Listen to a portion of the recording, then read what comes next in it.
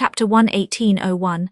I have just returned from a visit to my landlord, the solitary neighbour that I shall be troubled with. This is certainly a beautiful country. In all England, I do not believe that I could have fixed on a situation so completely removed from the stir of society. A perfect misanthropist's heaven, and Mr. Heathcliff and I are such a suitable pair to divide the desolation between us. A capital fellow. He little imagined how my heart warmed towards him when I beheld his black eyes withdraw so suspiciously under their brows as I rode up, and when his fingers sheltered themselves with a jealous resolution still further in his waistcoat as I announced my name. "Mr. Heathcliff," I said. A nod was the answer. "Mr. Lockwood, your new tenant, sir. I do myself the honour of calling as soon as possible after my arrival, to express the hope that I have not inconvenienced you by my perseverance in soliciting the occupation of Thrushcross Grange. I heard yesterday you had had some thoughts—" "Thrushcross Grange is my own, sir," he interrupted, wincing. "I should not allow anyone to inconvenience me if I could hinder it. Walk in." The walk-in was uttered with closed teeth, and expressed the sentiment, "Go to the deuce." Even the gate over which he leant manifested no sympathizing movement to the words. And I think that circumstance determined me to accept the invitation. I felt interested in a man who seemed more exaggeratedly reserved than myself. When he saw my horse's breast fairly pushing the barrier, he did put out his hand to unchain it, and then sullenly preceded me up the causeway, calling as we entered the court, "Joseph, take Mr. Lockwood's horse and bring up some wine." "Here we have the whole establishment of domestics, I suppose," was the reflection suggested by this compound order. "No wonder the grass grows up between the flags, and cattle are the only hedge cutters." Joseph was an elderly, nay, an old man, very old perhaps, though hale and sinewy. "The Lord help us," he soliloquized in an undertone of peevish displeasure, while relieving me of my horse, looking, meantime, in my face so sourly that I charitably conjectured he must have need of divine aid to digest his dinner, and his pious ejaculation had no reference to my unexpected advent. Wuthering Heights is the name of Mr. Heathcliff's dwelling, Wuthering being a significant provincial adjective, descriptive of the atmospheric tumult to which its station is exposed in stormy weather. Pure, bracing ventilation they must have up there at all times, indeed. One may guess the power of the north wind, blowing over the edge, by the excessive slant of a few stunted firs at the end of the house, and by a range of gaunt thorns all stretching their limbs one way, as if craving arms of the sun. Happily the architect had foresight to build it strong. The narrow windows are deeply set in the wall, and the corners defended with large jutting stones. Before passing the threshold, I paused to admire a quantity of grotesque carving lavished over the front, and especially about the principal door, above which, among a wilderness of crumbling griffins and shameless little boys, I detected the date, 1500, and the name, Harken Earnshaw. I would have made a few comments, and requested a short history of the place from the surly owner. But his attitude at the door appeared to demand my speedy entrance, or complete departure, and I had no desire to aggravate his impatience previous to inspecting the penetralium.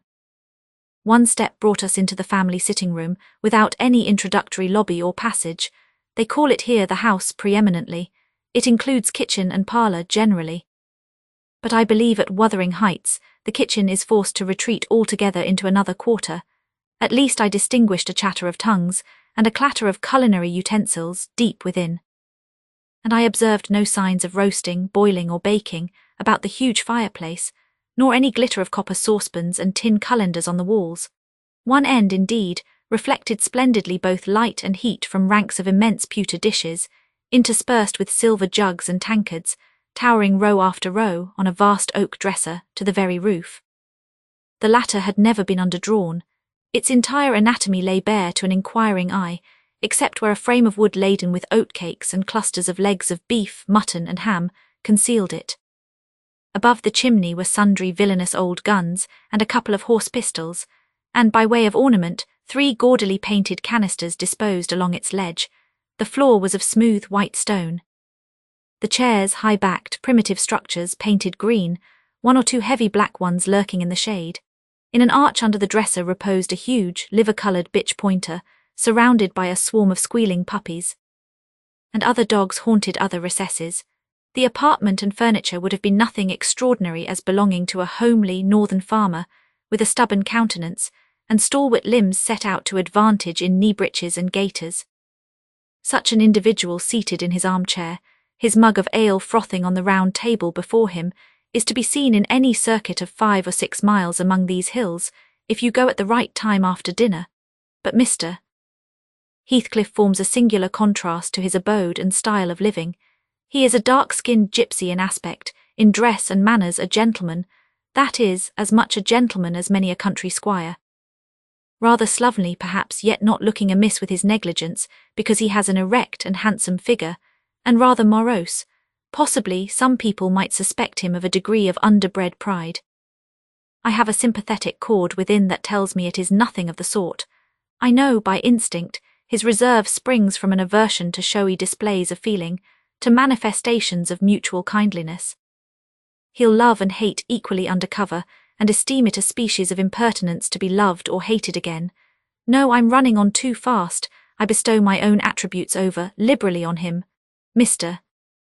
Heathcliff may have entirely dissimilar reasons for keeping his hand out of the way when he meets a would-be acquaintance, to those which actuate me. Let me hope my constitution is almost peculiar. My dear mother used to say I should never have a comfortable home, and only last summer I proved myself perfectly unworthy of one. While enjoying a month of fine weather at the sea-coast, I was thrown into the company of a most fascinating creature. A real goddess in my eyes as long as she took no notice of me.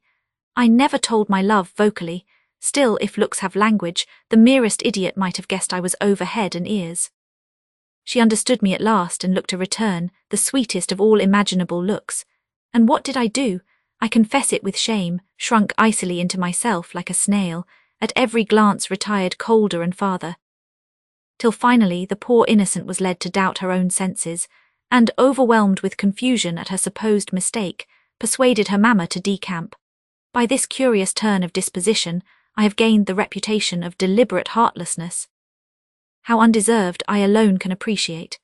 I took a seat at the end of the hearthstone opposite that towards which my landlord advanced, and filled up an interval of silence by attempting to caress the canine mother, who had left her nursery, and was sneaking wolfishly to the back of my legs, her lip curled up, and her white teeth watering for a snatch. My caress provoked a long guttural gnarl. "You'd better let the dog alone," growled Mr. Heathcliff in unison, checking fiercer demonstrations with a punch of his foot. "She's not accustomed to be spoiled, not kept for a pet." Then, striding to a side door, he shouted again, "Joseph." Joseph mumbled indistinctly in the depths of the cellar, but gave no intimation of ascending. So his master dived down to him, leaving me vis-à-vis the ruffianly bitch and a pair of grim shaggy sheep-dogs, who shared with her a jealous guardianship over all my movements. Not anxious to come in contact with their fangs, I sat still, but imagining they would scarcely understand tacit insults, I unfortunately indulged in winking and making faces at the trio, and some turn of my physiognomy so irritated Madam that she suddenly broke into a fury and leapt on my knees. I flung her back and hastened to interpose the table between us. This proceeding aroused the whole hive. 6 4-footed fiends, of various sizes and ages, issued from hidden dens to the common centre. I felt my heels and coat-laps peculiar subjects of assault, and parrying off the larger combatants as effectually as I could with the poker, I was constrained to demand, aloud, assistance from some of the household in re-establishing peace. Mr. Heathcliff and his man climbed the cellar steps with vexatious phlegm. I don't think they moved 1 second faster than usual, though the hearth was an absolute tempest of worrying and yelping. Happily an inhabitant of the kitchen made more dispatch. A lusty dame, with tucked-up gown, bare arms, and fire-flushed cheeks, rushed into the midst of us flourishing a frying-pan, and used that weapon and her tongue to such purpose that the storm subsided magically, and she only remained, heaving like a sea after a high wind, when her master entered on the scene. "What the devil is the matter?" he asked, eyeing me in a manner that I could ill endure after this inhospitable treatment. "What the devil, indeed?" I muttered. "The herd of possessed swine could have had no worse spirits in them than those animals of yours, sir. You might as well leave a stranger with a brood of tigers." "They won't meddle with persons who touch nothing," he remarked, putting the bottle before me and restoring the displaced table. "The dogs do right to be vigilant. Take a glass of wine." "No, thank you." "Not bitten, are you?" If I had been, I would have set my signet on the biter. Heathcliff's countenance relaxed into a grin. "Come, come," he said, "you are flurried, Mr. Lockwood. Here, take a little wine. Guests are so exceedingly rare in this house that I and my dogs, I am willing to own, hardly know how to receive them. Your health, sir."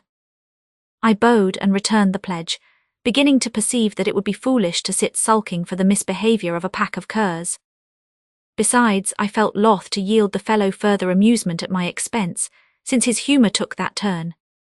He, probably swayed by prudential consideration of the folly of offending a good tenant, relaxed a little in the laconic style of chipping off his pronouns and auxiliary verbs, and introduced what he supposed would be a subject of interest to me, a discourse on the advantages and disadvantages of my present place of retirement. I found him very intelligent on the topics we touched, and before I went home I was encouraged so far as to volunteer another visit tomorrow. He evidently wished no repetition of my intrusion. I shall go, notwithstanding. It is astonishing how sociable I feel myself compared with him,